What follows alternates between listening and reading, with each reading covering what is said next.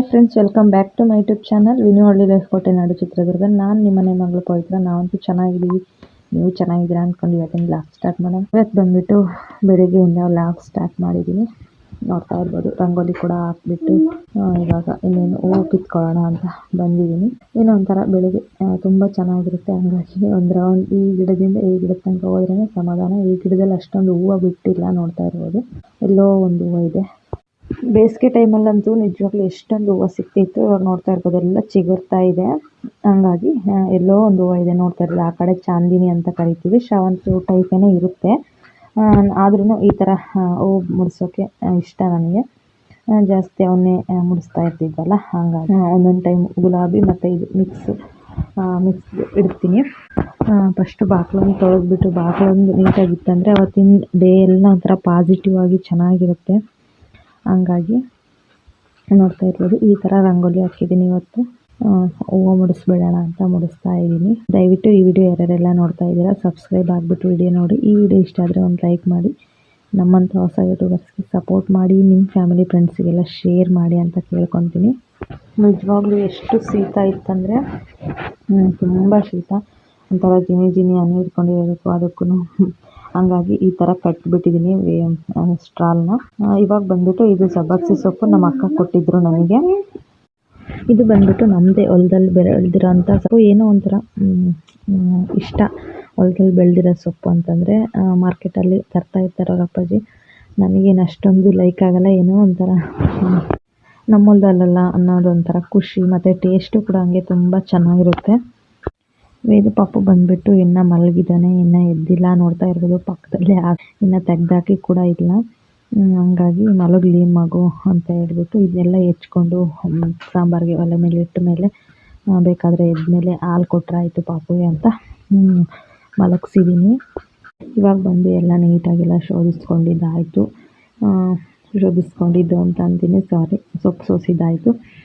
ಇವಾಗ ಇದನ್ನೆಲ್ಲ ಹೆಚ್ಕೊತೀನಿ ನೀಟಾಗಿ ಸಣ್ಣದಾಗಿ. ಸ್ವಲ್ಪ ಬಲ್ತಿರೋ ಕಡ್ಡಿ ಅಂಥದ್ದೆಲ್ಲ ತೆಗ್ದಿದ್ದೀನಿ.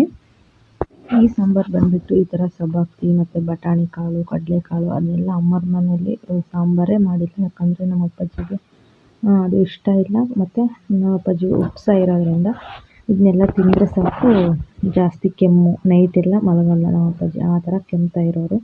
ನಾವು ಫಸ್ಟ್ ಸ್ಟ್ಯಾಂಡರ್ಡಿಂದನೂ ನಾನು ನೋಡ್ತಾ ಬಂದಿದ್ದೀನಿ ನಮ್ಮ ಅಪ್ಪಾಜಿನ. ಅವಾಗಿದ್ದನೂ ಹಂಗೇ ನಮ್ಮ ಮನೆಯಲ್ಲಿ, ಅಮ್ಮರ ಮನೆಯಲ್ಲಿ ಅಂದರೆ ಈ ಥರ ಸಾಂಬಾರುಗಳೇನು ಮಾಡ್ತಾ ಇರಲಿಲ್ಲ. ಯಾರಾದರೂ ಮಾಡಿರೋ ಒಂಥರ ತುಂಬ ಇಷ್ಟ ಆಗೋದು. ಅದ್ರ ಸ್ಮೆಲ್ ಅಂದರೆ ನನಗಿಷ್ಟ, ಮತ್ತು ಸಾಂಬಾರು ಅಂದರೆ ತುಂಬ ಇಷ್ಟ. ಆ ಟೈಮಲ್ಲಿ ನೆನೆಸ್ಕೊಂಡ್ರೆ ನೋವು ಆಯಿತು. ಯಾಕಂದರೆ ನಾವು 4 ಜನ ಹೆಣ್ಮಕ್ಳಾಗಿರೋದ್ರಿಂದ ಒಂದು ಲೋಟ ಸಾಂಬಾರಿಗೆ ಹೋದ್ರೂ ಹಿಂದೆ ಮುಂದೆ ನೋಡ್ತಾಯಿದ್ರು. ಅಯ್ಯೋ ಬಂದ್ರೇನೋ ಅಷ್ಟು ಬಾಚ್ಕೊಂಡು ಹೋಗ್ತಾರೇನೋ ಅನ್ನೋ ರೀತಿ ಯೋಚನೆ ಮಾಡ್ತಾಯಿದ್ರು ಜನಗಳು. ಆ ಥರ 4 ಜನ ಹೆಣ್ಮಕ್ಳು ಅನ್ನೋದಕ್ಕೆ ತುಂಬ ಅಂದರೆ ತುಂಬ ಕೀಳಾಗಿ ನೋಡಿದ್ದಾರೆ. ಅದನ್ನೆಲ್ಲ ನೆನೆಸ್ಕೊಂಡ್ಲೇಬಾರ್ದು ಅನಿಸುತ್ತೆ. ಯಾಕಂದರೆ ಒಂದು ಬಟ್ಟೆಲಾಗಿರ್ಬೋದು, ಒಂದು ಒಡವೆ ವಸ್ತ್ರದಲ್ಲಾಗಿರ್ಬೋದು, ಇವ್ರ ಯೋಗ್ಯತೆ ಇರಲಿ ಬಿಡ್ರಿ, ಈ ಥರ ಬಟ್ಟೆ ಇವರೆಲ್ಲಿ ತಗೊತಾರೆ, ಈ ಥರ ಒಡವೆ ಇವರೆಲ್ಲಿ ಮಾಡಿಸ್ತಾರೆ ಅನ್ನೋ ಥರ ಹೇಳ್ಬೇಕಂದ್ರೆ ಯಾರಾದರೂ ಅವ್ರ ಕೈಯಲ್ಲಿ ಹಿಡ್ಕೊಂಡಿದ್ರಂದರೆ ದೂರದಿಂದನೇ ನೋಡಿ ಸಂತೋಷ ಪಡ್ತಿದ್ವಿ. ಯಾಕಂದರೆ ನಮ್ಮಂಥವ್ರನ್ನ ಅದರ ಹತ್ರಕ್ಕೂ ಸೇರಿಸ್ತಾ ಇರಲಿಲ್ಲ, ಮುಟ್ಟೋಕ್ಕೂ ಬಿಡ್ತಾ ಇರಲಿಲ್ಲ. ಹಂಗೆ ಇವಾಗ ಬಂದು ಸೊಪ್ಪೆಲ್ಲ ಹೆಚ್ಕೊಂಡಿದ್ದಾಯಿತು. ನೋಡ್ತಾ ಇರ್ಬೋದು ಬೇಯಿಸಿದ್ದೀನಿ ಕೂಡ. ಫಸ್ಟು ಕಡಲೆಬೇಳೆ ತೊಗರಿಬೇಳೆ ಬೇಯಿಸ್ಕೊಂಡು ಅದಾದಮೇಲೆ ಸೊಪ್ಪಿಟ್ಟಿದ್ದೆ ನಾನು. ಇವಾಗ ಬಂದುಬಿಟ್ಟು ರುಬ್ಕೊಳ್ಳೋಕ್ಕೆ ಅಂತ ಹೇಳ್ಬಿಟ್ಟು ಕಾಯಿ, ಹಸಿಮೆಣ್ಸಿನ್ಕಾಯಿ, ಬೇಕಾಗಿರೋ ಐಟಮ್ ಎಲ್ಲ ರೆಡಿ ಮಾಡಿಕೊಂಡು ಮಿಕ್ಸಿಗೆ ಹಾಕ್ಕೊಂಡು ಇವಾಗ ಒಗ್ಗರಣೆ ಕೊಟ್ಟರೆ ಸಾಂಬಾರಂತೂ ರೆಡಿ ಆಯಿತು. ಹಿಂಗೆ ನಮ್ಮ ಚಿಕ್ಕ ವಯಸ್ಸಿನ ಲೈಫು ಈ ಥರ ಸುಮ್ಮನೆ ಬೇರೆಯವ್ರು ನೋಡಿ ಸಂತೋಷ ಪಡೋದೇ ಆಗ್ತಾಯಿತ್ತು. ಒಂದು ದಿನಕ್ಕೂ ನಾವು ಅವ್ರು ಹಂಗಿದ್ದಾರೆ ಹಿಂಗಿದ್ದಾರೆ ಅಂತ ಹೊಟ್ಟೆ ಕಿಚ್ಚಂತೂ ಪಟ್ಟಿಲ್ಲ. ಆದರೆ ನಮ್ಮನ್ನು ಮಾತ್ರ ತುಂಬ ಕೀಳಾಗಿ ನೋಡಿದ್ದಾರೆ ಬಟ್ಟೆ ವಿಷಯದಲ್ಲಿ, ಒಡವೆ ವಿಷಯದಲ್ಲಿ. ನಮ್ಮ ಹತ್ರ ಇವಾಗ ಇದ್ದರೂ ಕೂಡ ನಮಗೇನು ಅನ್ನಿಸ್ತಾ ಇಲ್ಲ. ಅದ್ರದ್ದು ನನಗೇನು ಲೆಕ್ಕನೇ ಇಲ್ಲ. ಯಾಕಂತಂದರೆ ಲೆಕ್ಕ ಇಲ್ಲ ಅಂತಂದರೆ ಬೇಕಾಬಿಟ್ಟು ಅಂತ ಏನಲ್ಲ. ನಾವು ಒಡವೆಗೂ ದುಡ್ಡಿಗೂ ಯಾವತ್ತೂ ಬೆಲೆ ಕೊಟ್ಟಿಲ್ಲ, ಕೊಡೋದು ಇಲ್ಲ. ಮನುಷ್ಯರಿಗೆ ಮನುಷ್ಯತ್ವಕ್ಕೆ ಅಷ್ಟೇ ನಮ್ಮ ಹತ್ರ ಬೇರೆ. ನಾವು ಅವತ್ತು ಒಂದೇ ಥರ ಇದ್ದೀವಿ, ಇವತ್ತು ಒಂದೇ ಥರ ಇದ್ದೀವಿ. ಇದಾದಮೇಲೆ ಅದ್ರ ನೆಕ್ಸ್ಟ್ ಡೇ ನೋಡ್ತಾ ಇರ್ಬೋದು ಅಣಬೆ ಇವತ್ತು ಎಷ್ಟೊಂದು ಸಿಕ್ಕಿದ್ದಾವೆ. ಈ ಅಣಬೆ ಬಂದುಬಿಟ್ಟು ನಮ್ಮ ತಾತನಿಗೆ ಯಾರೋ ಕೊಟ್ಟಿದ್ದರು.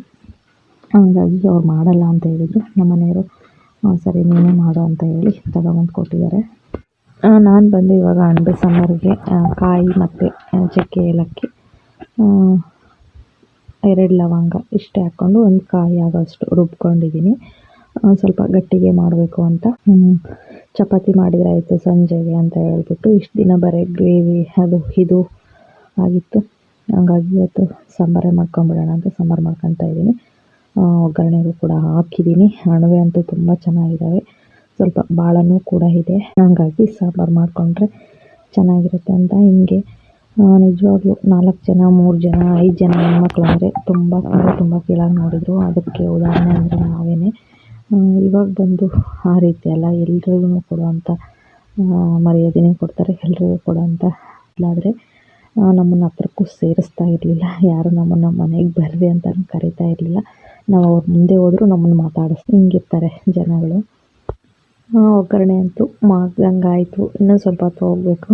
ಇನ್ನೂ ಹಸಿನೇ ಐತೆ ಮಾತಾಡ್ಕೊಂತ ಈ ಕಡೆ ಜಾಸ್ತಿನೇ ಕೊಡಲಿಲ್ಲ. ಹಿಂಗೆ ನಿಜವಾಗ್ಲೂ ನಮ್ಮ ಮದುವೆ ಆಗಿ ಹೊಸ್ತರಲ್ಲಿ ಒಬ್ಬರು ಮನೆಗೆ ನಮ್ಮ ರಿಲೇಷನ್ ಅವ್ರ ಮನೆಗೇ ಗೃಹಪ್ರವೇಶಕ್ಕಂತ ಹೋಗಿದ್ವಿ. ಅವರು ಅಷ್ಟೇ ಬೇಗ ಬಿಟ್ಟು ಕರೆದ್ರು. ನೋಡು ಹೋಗದೇ ಇದ್ರೆ ಇವಳಿಗೆ ಎಷ್ಟು ಜಂಬ ಅಂತ ಆಡ್ಕೊತಾರೆ ಅಂತ ಹೋದೆ. ಅದಾದಮೇಲೆ ಅಲ್ಲಿಗೆ ಬಂದಿರೋ ಅಂಥ ರಿಲೇಷನ್ ಅವ್ರದ್ದೇ, ಹತ್ರದ ಸಂಬಂಧನೇ, ಬೇರೆ ಅಲ್ಲ. ಅವರು ಕರಿತಾ ಇದ್ರು ಎಲ್ರೂ, ಬನ್ನಿ ನೀವು ಬನ್ನಿ ಅಂತ. ನಮ್ಮ ಪಕ್ಕದಲ್ಲಿರೋ ಚಿಕ್ಕ ಹುಡುಗಿನ ಸಮೇತವಾಗ್ಲೂ ಕರೆದ್ರು, ನನ್ನನ್ನು ಕರೀಲಿಲ್ಲ. ಆದರೂ ನನಗೇನು ಬೇಜಾರಾಗಲಿಲ್ಲ.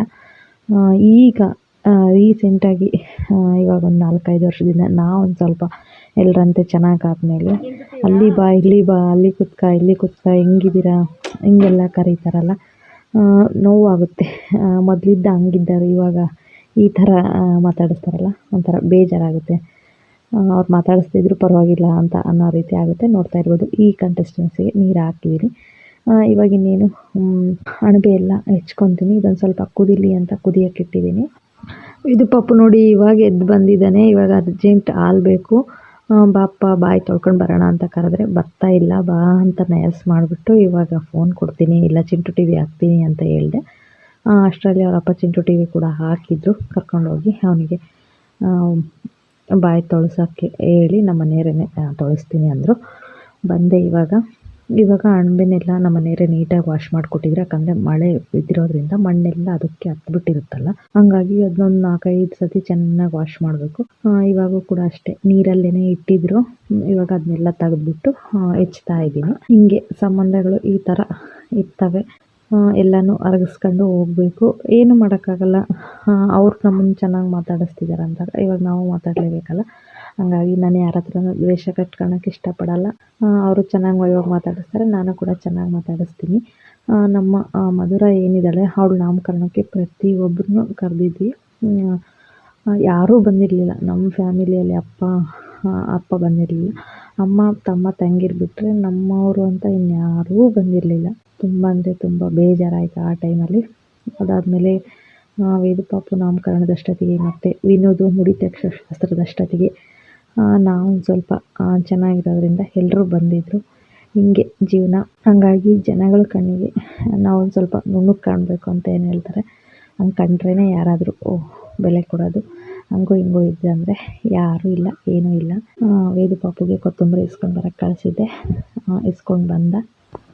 ಹಿಂಗೆ ನಮ್ಮ ಮದುವೆ ಆಗಿರೋ ಹೊಸದ್ರಲ್ಲಿ ಈ ಥರ ಇತ್ತು. ವಿನೋ ಹುಟ್ಟೋವರೆಗೂ ನಮ್ಮ ರಿಲೇಷನ್ ಯಾರೂ ನಮ್ಮನ್ನು ಅಷ್ಟೊಂದಾಗಿ ಸೇರ್ತಿರ್ಲಿಲ್ಲ.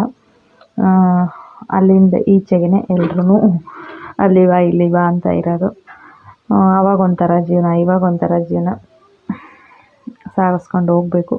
ಒಂದೇನಂದರೆ ಈ ಕಾಲದಲ್ಲಿ ದುಡ್ಡಿರಬೇಕು, ಇಲ್ಲ ದುಡಿತಿರ್ಬೇಕು ಅಂತ ಏನು ಹೇಳ್ತಾರೆ, ಅದು ಸತ್ಯವಾದ ಮಾತು.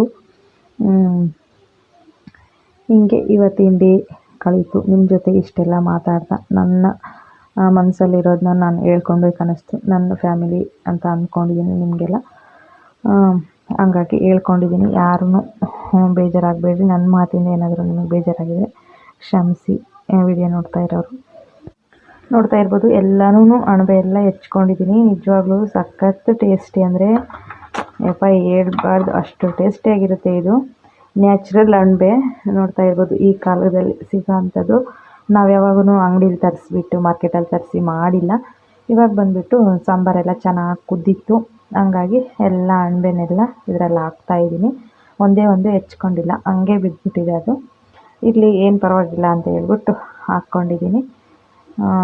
ಇದರಲ್ಲಿ ನಮ್ಮ ಅಕ್ಕವ್ರಿಗೂ ಸ್ವಲ್ಪ ಕೊಡಬೇಕಾಗಿತ್ತು ಅಂತ ಕೊಡೋಕೆ ಹೋದೆ. ಇನ್ನೇನು ನೀನೇ ಮಾಡಿಬಿಡು ಅಂದರು ನಮ್ಮ ಅಕ್ಕವರು. ಹಾಗಾಗಿ ಎಲ್ಲ ನಾನೇ ಮಾಡಿದ್ದೀನಿ. ಅವ್ರಿಗೊಂದು ಗ್ಲಾಸ್ ಆಗೋಷ್ಟು ಸಾಂಬಾರು ಹಾಕ್ಕೊಡ್ತೀನಿ. ಇದಾಗಿತ್ತು ಫ್ರೆಂಡ್ಸ್ ಇವತ್ತಿನ ವಿಡಿಯೋ. ಇವಾಗ ನೋಡ್ತಾ ಇರ್ಬೋದು ದೀಪನೂ ಕೂಡ ಹಚ್ಚಿದ್ದೀವಿ. ಇನ್ನೇನು ಶ್ರಾವಣ ಸ್ಟಾರ್ಟ್ ಆಯ್ತಲ್ವ, ಹಂಗಾಗಿ thank you for watching. Thank you to all.